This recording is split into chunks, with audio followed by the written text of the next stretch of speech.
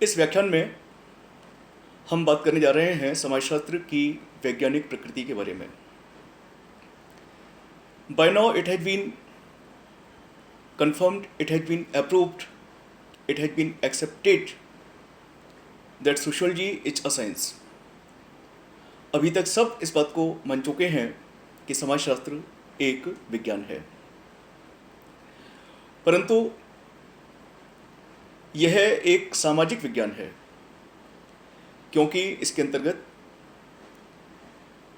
सामाजिक घटनाओं का ही अध्ययन किया जाता है, घटनाओं का समाजशास्त्रीय परिप्रेक्ष्य प्रस्तुत किया जाता है। स्वरूपात्मक संप्रदाय के समर्थक मानते हैं कि समाजशास्त्र एक स्वतंत्र विज्ञान है, जिसका किसी अन्य सामाजिक विज्ञान से कोई संबंध नहीं है।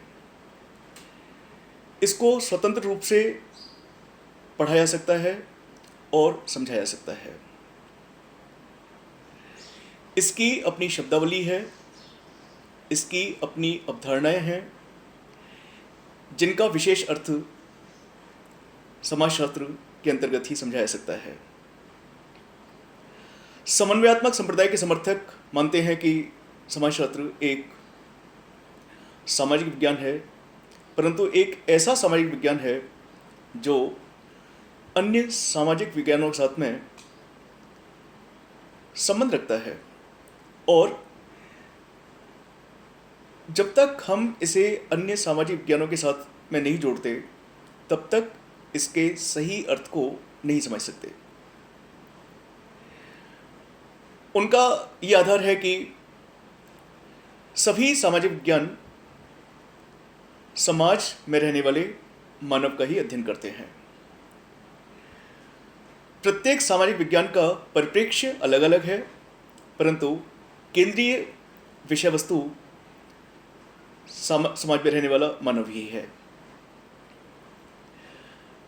इस वीडियो, इस लेक्चर के माध्यम से आज हम उन आधारों पर चर्चा करेंगे जो समाजशास्त्र की वैज्ञानिक प्रकृति को सुनिश्चित करते हैं।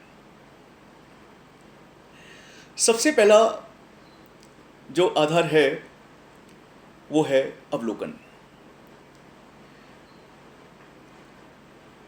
विज्ञान के लिए अवलोकन करना आवश्यक माना जाता है। प्रत्येक विज्ञान, चाहे वह प्राकृतिक विज्ञान हो या सामाजिक विज्ञान हो, अवलोकन को स्वीकार करते हैं और यह मानते हैं कि अध्ययन करते समय, अध्ययन करने से पूर्व घटनाओं का पूर्ण अवलोकन कर लेना चाहिए। अवलोकन का तात्पर्य है किसी घटना को देखना, घटना घटित होते हुए देखना या उसके प्रभावों को देखना। अब हम अवलोकन की व्याख्या यदि समाजशास्त्रीय संदर्भ में करें तो हम ये पाते हैं कि समाज शास्त्र के अंतर्गत जब एक समाज वैज्ञानिक किसी भी घटना का अध्ययन करता है तो वह उस घटना का अवलोकन भी करता है। यह अवलोकन सहभागी हो सकता है, अर्ध सहभागी हो सकता है या असहभागी हो सकता है, परंतु समाजशास्त्रीय अध्ययनों में अवलोकन का विशेष महत्व है। अवलोकन किया जाता है, और चूंकि अवलोकन को प्रत्येक वैज्ञानिक स्वीकार करता है, तो इस आधार पर हम कह सकते हैं कि समाजशास्त्र की प्रकृति वैज्ञानिक है। दूसरा जो इसका आधार है वो ये कि सामाजिक अनुसंधान के अंतर्गत, अर्थात जब किसी घटना का अध्ययन किया जाता है तो घटना के निष्कर्ष तक पहुंचने के लिए, घटना की गहराई में जाने के लिए, घटना के विभिन्न पहलुओं से परिचित होने के लिए तथ्यों का संकलन किया जाता है, अर्थात सूचनादाताओं की सहायता से, सूचनादाताओं के माध्यम से तथ्य संकलित किए जाते हैं। ये तथ्य प्राथमिक होते हैं। So primary data are collected in sociological studies. तथ्यों के संकलन के बाद तथ्यों का वर्गीकरण किया जाता है, तथ्यों का सारणीयन किया जाता है, विश्लेषण किया जाता है, विवेचना की जाती है और इस प्रकार से उस घटना के बारे में सामान्यीकरण अर्थात जनरलाइजेशन किया जाता है। तो first data are collected, data are classified, data are tabulated और so they are presented through tables, data are analyzed, interpreted, and finally generalization is made. Theories are propounded. Theories are made.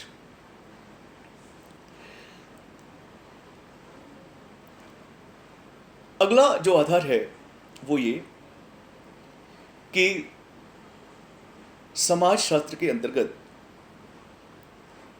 घटनाओं का वास्तविक अध्ययन किया जाता है। अर्थात घटना जिस रूप में होती है या समाज वैज्ञानिक घटना को जिस रूप में अवलोकित करता है, देखता है, उसको वो उसी रूप में प्रस्तुत करता है। क्या है का अध्ययन करता है।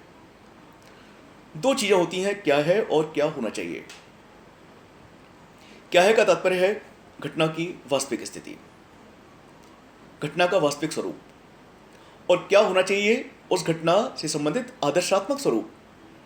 तो एक समाज वैज्ञानिक घटना का वास्तविक स्वरूप प्रस्तुत करता है, घटना के वास्तविक स्वरूप का अध्ययन करता है और वह घटना के आदर्शात्मक पक्ष को प्रस्तुत नहीं करता। घटना किस रूप में घटित हो रही है तो वो उसी चीज़ को प्रस्तुत करता है। सपोज अगर एक समाज वैज्ञानिक किसी कॉलेज में पढ़ने वाले विद्यार्थियों का अध्ययन करना चाहता है या करता है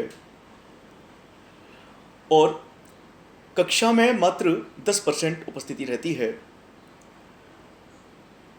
100 में से केवल 10 विद्यार्थी कक्षा में शामिल होते हैं, तो समाज वैज्ञानिक अपने अध्ययन के माध्यम से यही प्रस्तुत करता है कि कक्षा में 10 विद्यार्थी हैं।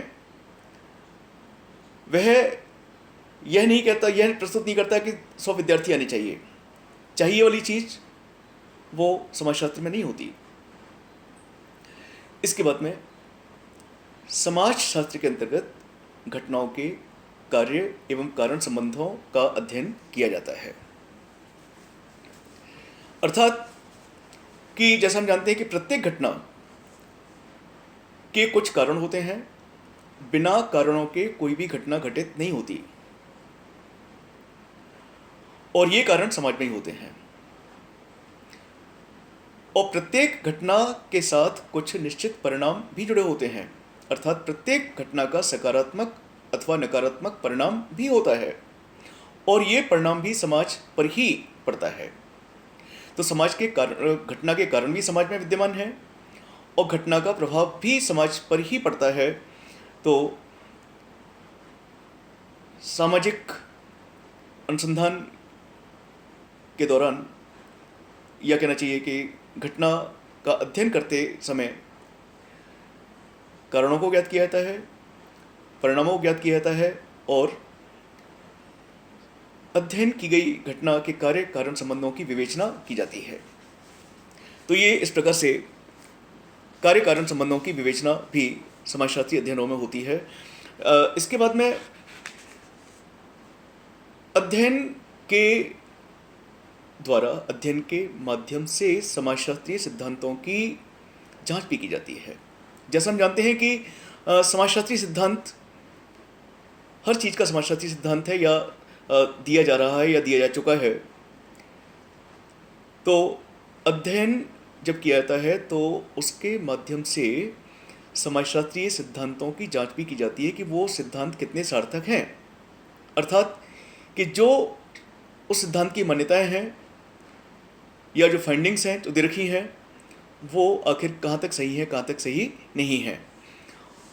समाजशास्त्रीय सिद्धांत सार्वभौमिक होते हैं, जैसा हम जानते हैं, हर जगह लागू होते हैं। तो इस आधार पर भी समाजशास्त्र को हम विज्ञान कहते हैं। समाजशास्त्र के अंतर्गत भविष्यवाणी करने की क्षमता भी होती है। Predictions can be made through sociological studies. जो तथ्य प्राप्त किए जाते हैं उन तथ्यों के आधार पर उस घटना से भविष्य में क्या सिनेरियो पैदा होगा, क्या परिदृश्य पैदा होगा, क्या प्रभाव पड़ेंगे। तो इस प्रकार से समाजशास्त्र में भविष्यवाणी करने की क्षमता भी होती है। और चूंकि प्रत्येक विज्ञान भविष्यवाणी करने की क्षमता रखता है तो इस आधार पर समाजशास्त्र भी एक विज्ञान है। तो मैंने बहुत ही सरल शब्दों में ये समझाने का प्रयास किया कि समाजशास्त्र एक सामाजिक विज्ञान है। विज्ञान इसलिए है क्योंकि इसके लिए, इसके अंतर्गत घटनाओं के अध्ययन के लिए वैज्ञानिक पद्धति का प्रयोग किया जाता है। वैज्ञानिक पद्धति के चरणों को पालन किया जाता है, उनको अपनाया जाता है, उनके आधार पर अध्ययन किया जाता है, अवलोकन किया जाता है, तथ्यों का संकलन, तथ्यों का वर्गीकरण, तथ्यों का सत्यापन, तथ्यों का टेबुलेशन, विश्लेषण, विवेचन किया जाता है। तो इस सब के आधार पर हम कह सकते हैं कि समाजशास्त्र एक विज्ञान है। मैं पुनः इस बात को दोहराना चाहूँगा कि किसी एक विषय के लिए विज्ञान शब्द का प्रयोग करना वो गलत है, बल्कि विज्ञान के अंतर्गत ऐसा कोई भी विषय सम्मिलित किया जा सकता है जिसके अंतर्गत घटनाओं के अध्ययन हेतु वैज्ञानिक पद्धति का प्रयोग किया जाता है। Thank you.